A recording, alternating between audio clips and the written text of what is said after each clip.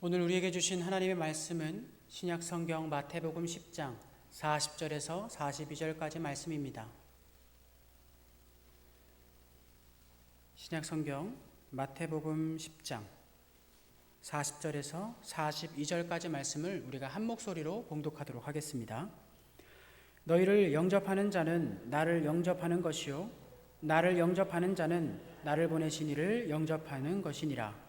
선지자의 이름으로 선지자를 영접하는 자는 선지자의 상을 받을 것이요 의인의 이름으로 의인을 영접하는 자는 의인의 상을 받을 것이요 또 누구든지 제자의 이름으로 이 작은 자 중 하나에게 냉수 한 그릇이라도 주는 자는 내가 진실로 너희에게 이르노니 그 사람이 결단코 상을 잃지 아니하리라 하시니라.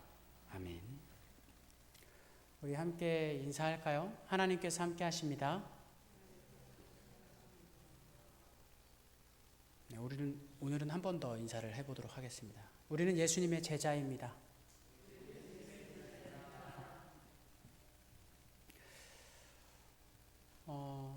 누군가가 여러분들에게 기독교인이라는 것은 무엇입니까? 혹 아니면 교회에 나가는 이유는 무엇입니까? 라는 질문을 한다면 여러분들은 어떻게 대답하시겠습니까? 대답은 아마도 각기 다를 것입니다. 누군가는 예수를 믿고 구원을 받기 위한 것입니다 라고 대답할 것이며, 누군가는 그저 복을 받기 위해서, 또 도덕적으로 착한 존재가 더 나은 사람이 되고 싶어서, 죽음의 두려움 속에서 벗어나기 위해서, 좋은 사람들을 만나 관계를 맺기 위해서, 그리고 이 불합리한 세상 가운데에서는 소망을 찾지 못해서 라는 여러 가지 대답을 할 수 있을 것입니다. 거기에는 옳은 대답도 있을 것이고 조금 틀린 대답도 있을 것이지만, 가장 기본이 되는 성경이 알려주는 대답은 이렇게 나타납니다. 바로 예수 그리스도를 닮아가기 위해서, 혹은 예수 그리스도의 제자로 살아가기 위해서라고 말이죠.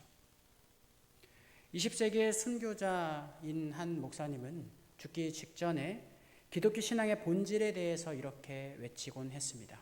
바로 기독교 신앙의 본질은 예수 그리스도를 뒤따르는 것이다. 그런 의미에서 이 신약 성경은 그리스도의 제자가 누구냐라는 것에 대한 고백과 설명들이 잘 나타나고 있습니다. 특히 우리가 오늘 읽은 본문이 포함된 이 마태복음 10장에서는 이에 관한 굉장히 중요한 증언을 발견해낼 수가 있죠.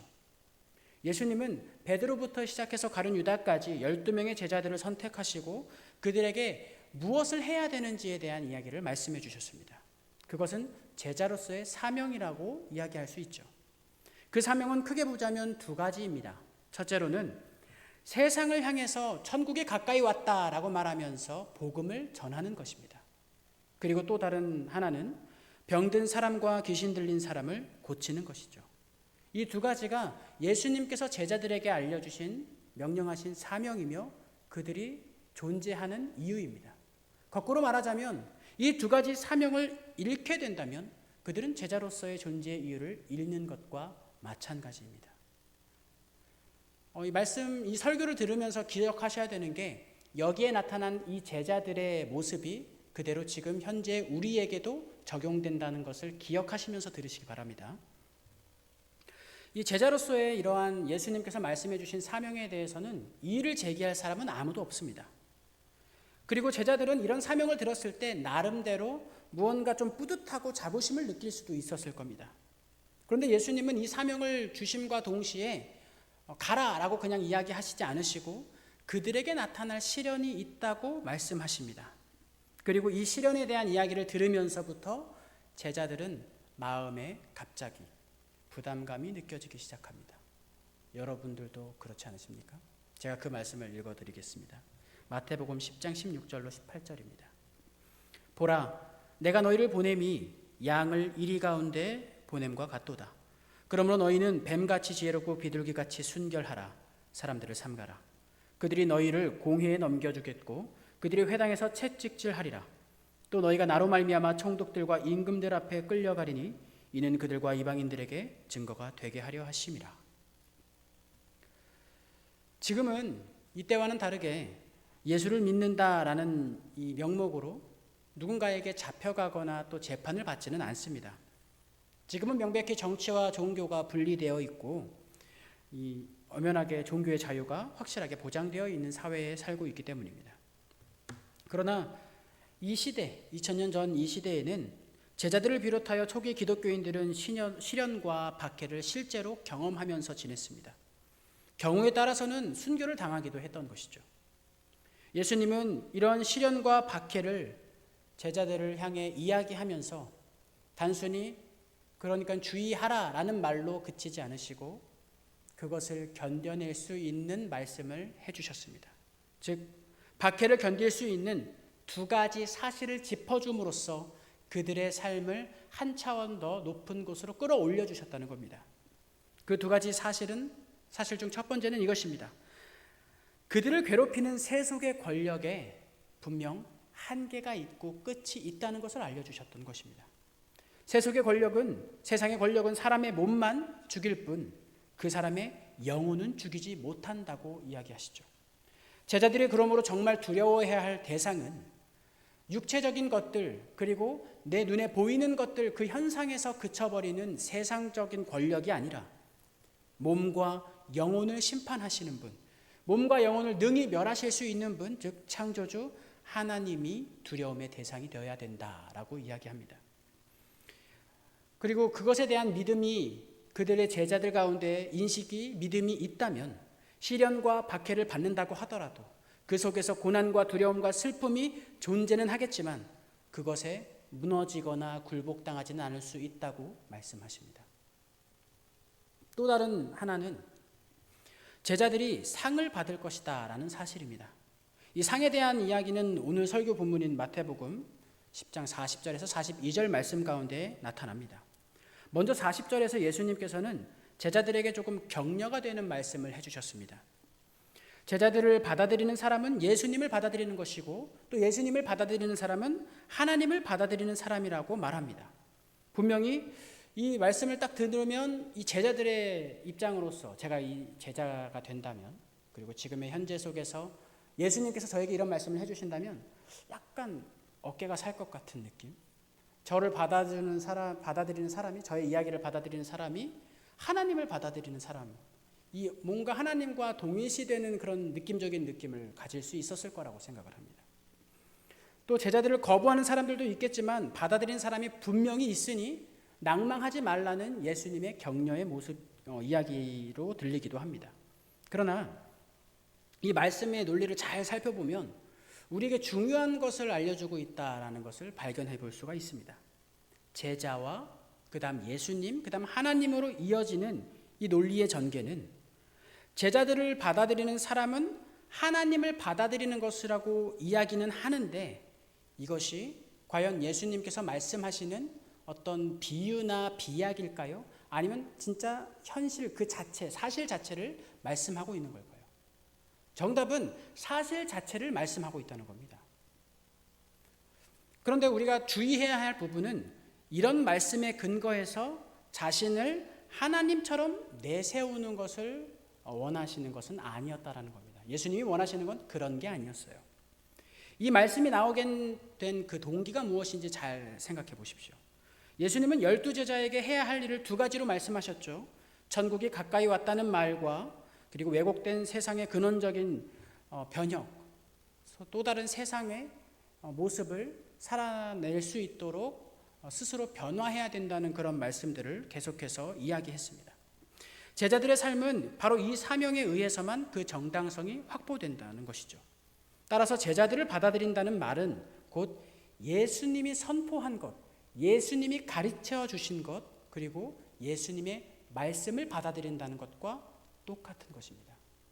내가 예수님이 되고 내가 하나님이 되고 나를 그런 존재처럼 받아들이는 것이 아니라 내가 전하는 그 말, 내가 표현하고 내가 살아내는 예수 그리스도의 삶을 통해 바로 그 예수를 발견하게 하라는 것이죠. 그러므로 그 제자들을 받아들이는 사람들이란 결국 임박한 천국의 사상에 근거해서 세상을 살아가는 데 있어서 예수님을 따라 살아가겠다고 결단하기로 작정하는 그런 사람들을 이야기하는 겁니다. 그런 사람들이야말로 예수님을 받아들이는 것이고 하나님을 받아들이는 것이며, 그렇게 온전한 인식을 가지고 전하는 사람들이야말로 예수님의 제자인 것입니다. 제자인 나가 드러나는 것이 아니라 내가 누구의 제자인지 드러나게 하는 것이고, 그 누구가 바로 예수 그리스도이며 하나님의 아들이라는 사실을 밝히 나타내는 삶을 살아가는 모습이 바로 제자의 삶이라는 겁니다.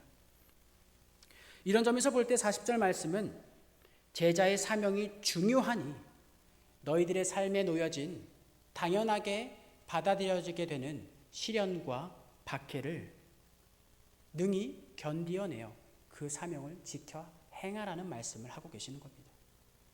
두려움과 슬픔과 고난이 있겠지만 그것이 너희들을 능히 감당해내지 못할 것이라고 말씀하시고, 그것이 너희들의 몸과 영혼을 능히 죽이는 것이 아니라고 말씀하시며, 하나님께서 너희들을 살릴 것이고 담당해 주실 것이라는 확신 또한 같이 심어주고 계시는 겁니다.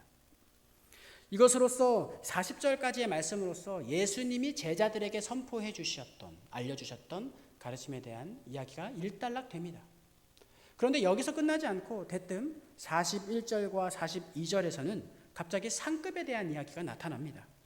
전체 문맥의 흐름으로 봤을 때 이것이 그렇게 자연스럽지는 않습니다. 먼저 41절은 이렇게 나타납니다. 선지자의 이름으로 선지자를 영접하는 자는 선지자의 상을 받을 것이요, 의인의 이름으로 의인을 영접하는 자는 의인의 상을 받을 것이요. 40절과 연관해서 본다면 41절에 나오는 상을 받을 사람들은 제자들을 받아들이는 사람의 모습으로 나타나게 됩니다. 그리고 형식적으로도 그렇게 읽히기도 합니다만, 실제 이것을 해석할 때는 예수님의 제자들을 받아들이는 입장의 사람이 아니라 예수님의 제자, 바로 그들이 대상이 되고 있다는 것을 우리가 기억할 수 있어야 됩니다. 마태복음의 기자의 10장에서의 관심사는 제자를 받아들이는 사람이 아니라 제자들입니다. 극심한 시련과 박해를 받는 초기 기독교 공동체에 속한 사람들 속에서 제자된 사람들이 끊임없이 그 예수께서 명령하신 그 길을, 그 사명을 감당하며 나아갈 때 그들에게 상이 있다라는 것을 분명히 알려주고 있는 것이죠. 그것이 41절과 42절의 말씀입니다. 여기서는 두 종류의 상이 언급이 되죠. 하나는 선지자의 상, 또 다른 상은 의인의 상입니다. 그런데 이 두 상은 모두 무엇을 가리키고 있냐면 구약 시대에 당시 하나님의 사람으로 인정받은 사람들을 가리키고 있습니다. 선지자라는 것은 주로 이 시대에 어떤 역할을 했냐면 곳곳을 돌아다니면서 예수 그리스도에 대한 이야기를 전하거나 혹은 구약의 말씀을 가르치는 그런 율법 교사나 혹은 설교자들을 이야기하고 있습니다. 그러면서 그들은 하나님의 말씀을 전하고 돌아다니면서 최소한의 경비를 받아가며 생활을 했던 것입니다. 그리고 또 다른 의인이라는 사람들은 고대 유대 사회에서 어떤 사람들로 주로 판정이 됐냐면 하나님의 일을 하다가 혹은 하나님의 말씀을 전하다가 그 일로 인해서 박해를 받은 사람들을 이야기했습니다. 그런 사람들을 흔히 의인이다라고 표현을 했던 것이죠. 그래서 이 제자들의 이 초기 기독교인들, 이 모든 이 초기 기독교인들의 사상 속에는 의인이란 하나님의 일을 위해 박해받은 자다라는 이런 자의식이 있었습니다. 그래서 이 마태복음 5장 10절을 보면 이런 말씀이 나타나죠. 의를 위하여 박해받은 자 그들에게 천국이 있을 것이다, 담당될 것이다 라는 말씀이 있는 것이 바로 이러한 자의식을 통해서 예수님께서 말씀해 주신 것입니다. 이러한 선지자의 상과 의인의 상은 구체적으로 어떤 것인지 한번 생각해 볼 수 있겠습니까? 한국교회 많은 신자들, 많은 성도님들은 상을 좋아합니다. 저도 상을 안 좋아하진 않습니다. 네, 저도 좋아하죠. 그리고 하나님의 나라를 생각할 때 어떤 일을 하고 어떤 헌신을 할 때 우리는 이런 이야기를 가끔 듣습니다. 하나님께서 하늘의 상급을 쌓아두실 거라고. 그러면서 어떤 느낌을 가지냐면 마치 구원을 받는 것은 다 매한 가지지만 하늘에서의 상급이 얼마나 쌓였느냐의 이 차등이 존재한다는 것처럼 보여지게 됩니다. 무슨 내가 헌신을 했을 때 하나님께서 조금 쌓아주시고 적립이 한 10포인트 되고 또 다른 일을 했을 때 또 10포인트 돼서 하늘나라 딱 가면 얼만큼 내가 이 땅에서 하나님의 말씀대로 살았는지에 따라 이 포인트가 다르게 정립이 돼가지고 그 포인트를 활용할 수 있는 그런 모습으로 살아갈 수 있게 된다라는 어떤 막연한 상상을 하곤 합니다. 제가 한 고등학교 한 2, 3학년 시절에 주로 부흥회 강사님이 오셨던 그런 부흥 집회를 많이 경험을 했는데 그때 빠지지 않는 것이 이 상급에 대한 이야기였습니다.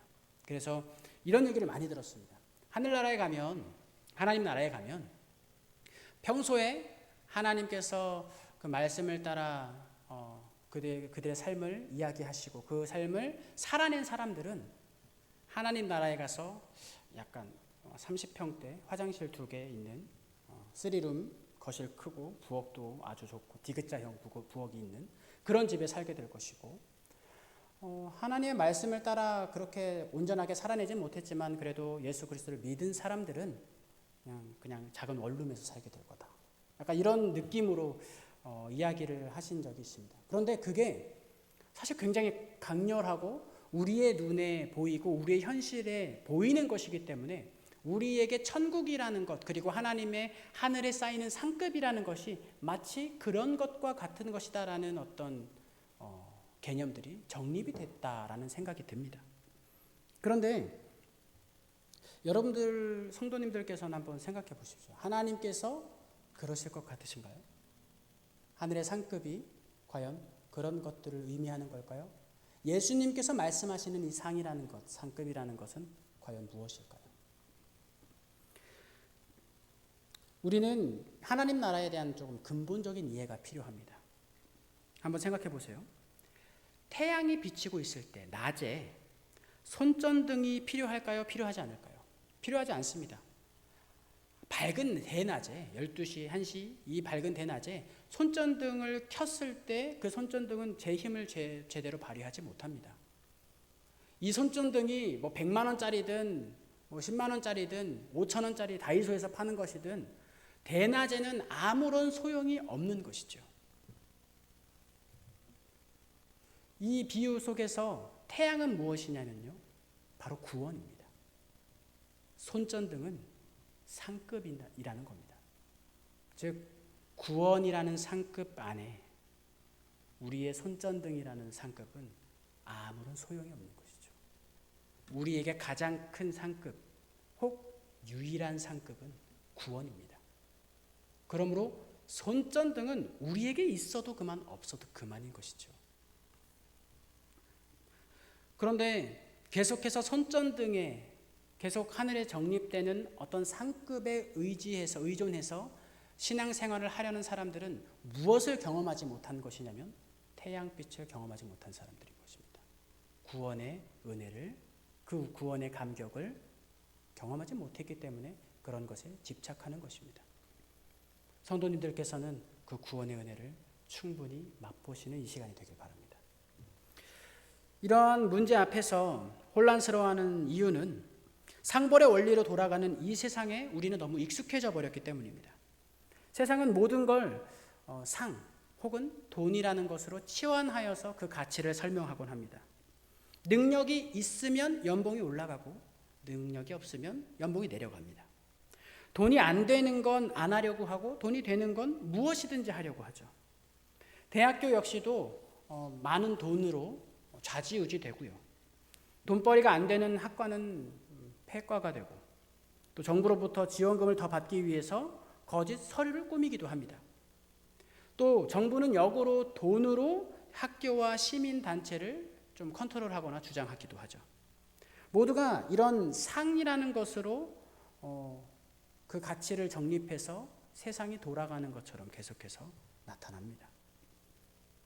그리고 그런 세상에 기독교인 우리들도 살아가고 있죠. 그렇기에 이 세상의 원리에 길들여져서 하나님의 나라를 상급의 개념으로 혹은 계급과 어떤 정립의 개념으로 생각하기 쉽습니다.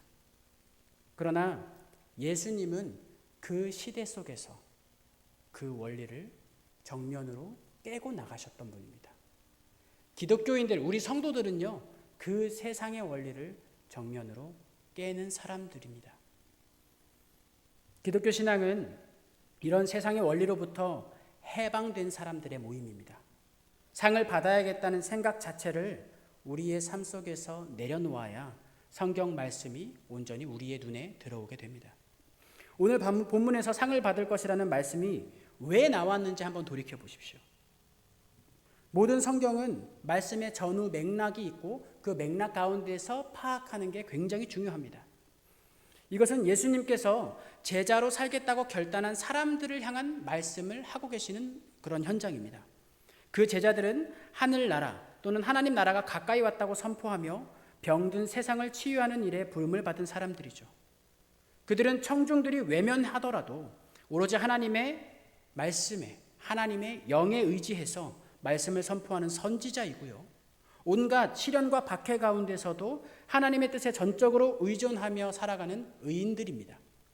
예수님은 바로 그들이 선지자의 상, 의인의 상을 받을 것이라고 말씀하신 겁니다. 그러므로 선지자와 의인의 받는 그 상, 그건 선지자로서의 삶, 의인으로서의 삶 그 자체입니다. 그것이 그들에게 상급입니다. 여러분들, 제가 여러분들을 향해 항상 사랑하는 성도 여러분 혹은 성도님들이라고 말씀드립니다. 그것이 하나님께서 주시는 상급이라는 겁니다. 제가 여러분들을 성도라고 부르는 것 그 자체는 우리가 태양빛인 그 구원의 은혜 아래 존재하는 사람들이라는 것입니다. 그것이 우리에게 상입니다.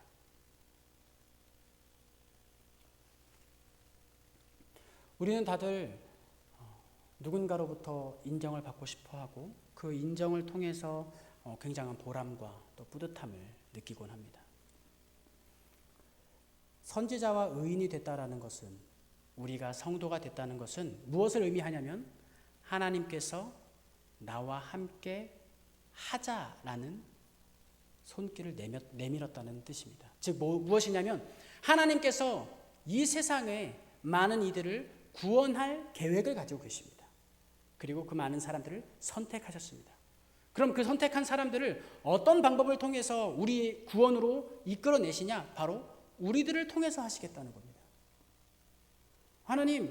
하나님께서 직접 하실 수도 있잖아요. 어차피 하나님께서 다 선택해 놓으셨는데 하나님께서 직접 하실 수 있는 것 아닙니까? 네, 하실 수 있죠. 그러나 하나님이 원하시는 것은 우리를 통해서 하시는 것입니다.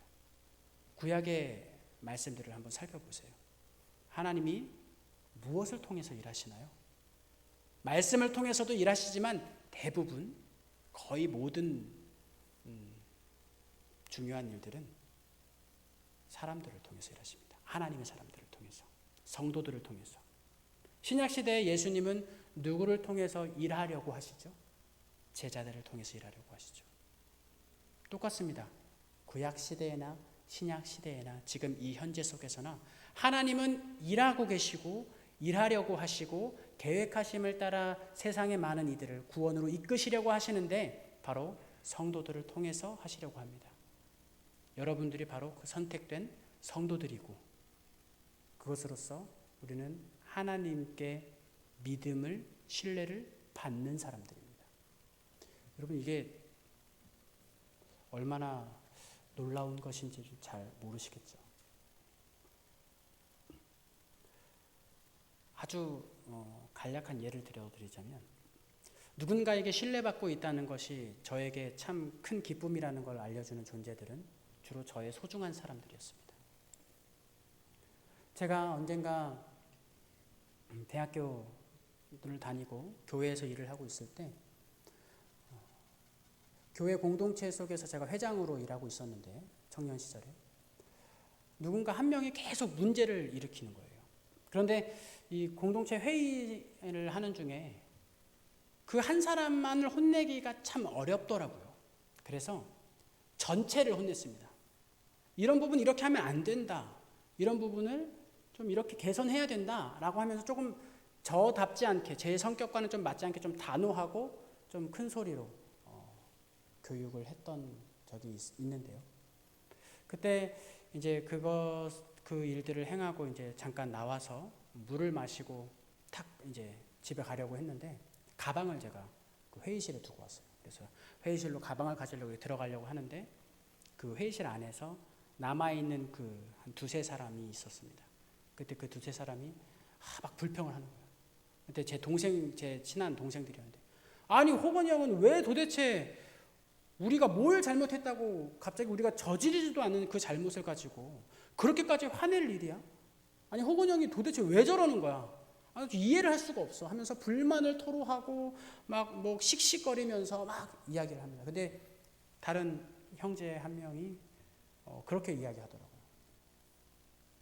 야, 호건이 형이 지금까지 사역하면서 우리한테 이런 적 있냐? 호건이 형이 지금까지 우리와 함께 동역하고 또 함께 일하면서 저렇게 화내고 저렇게 무언가 이야기한 적이 있느냐? 없지 않냐? 분명 이유가 있을 거다. 분명 이유가 있을 거다. 라고 이야기하더라고요. 제가 그걸 문 밖에서 듣는데 참 많이 울었습니다. 왜냐하면 거기에서 그가 저를 신뢰하고 있다는 것을 느꼈기 때문입니다. 뭔지는 모르겠지만 그 이유가 뭔지는 모르고 그게 합리적이어 보이지도 않지만 분명 뭔가 이유는 있었을 거라고 믿어주는 그의 이야기가 참 고맙고 감사했습니다. 그런데요, 제 후배가 아니라 이 세계를 창조하신 만물의 주인이신 하나님께서 내가 너를 믿는다. 내가 너를 끝까지 담당하고 내가 너를 끝까지 나의 동역자로 삼겠다. 너는 선지자고 너는 의인이며 이 세상의 많은 이들을 빛 가운데로 이끌 나의 손전등이 되어라. 어두운 세상 속에서 나의 손전등이 되거라. 그 손전등으로 많은 이들을 너가 먼저 은혜 받았던 그 태양빛으로 구원의 은혜로 이끌어라 라고 이야기해 주시는 것이죠. 그게 우리의 상입니다. 여러분, 바울은 이야기합니다. 우리의 부름의 상을 위해서 끝까지 달려가자고. 바울은 많은 고난 속에서도 그 부름의 상을 위해서 끊임없이 달려나갔습니다. 그래서 바울이 잘 이야기하는 건 바로 이런 겁니다. 여러분, 저 보세요. 저 이렇게 열심히 달려왔습니다. 저를 본받아서 여러분도 좀 이렇게 달려가십시오. 이런 얘기를 참 많이 하거든요. 저는 그렇게는 말씀 못 드리겠습니다. 저는 그렇게 하지 않아서요. 그러나 저는 성도님들과 함께 나아갔으면 좋겠습니다. 우리가 받은 지금 현재 성도라는 이 상이 단순히 교회를 다니니까 예수님의 이름을 한번 들어봤으니까 예수님을 믿음으로 고백해봤으니까 불려지는 이름으로 생각하지 마시고 하나님께서 신뢰하심으로 믿으심으로 함께 가자고 권유하시고 끊임없이 우리를 그 의인의 길로 서게 만드시는 하나님의 결단의 부름이라고 그 호칭이라고 생각하십시오. 그게 우리의 진정한 상급이 되기를 소망합니다. 우리 이 시간 함께 기도하실 때 이렇게 기도하기를 원합니다. 하나님, 오늘 이 시간 우리의 삶 속에서 우리를 제자로 불러주심에 감사합니다. 그리고 그것을 소명으로 여기고 우리가 함께 이 자리에 모였습니다. 우리가 성도로서의 삶을 살아가는 것이 얼마나 큰 은혜이고 감사인지 알게 하시며 이 세상을 살아가면서 제자된 자의 삶을 살아갈 때에 하나님께 간구하고 하나님께 더욱 나아가며 하나님을 찾을 수 있는 그런 성도들이 될 수 있도록 함께 하여 주옵소서. 우리 함께 기도하겠습니다.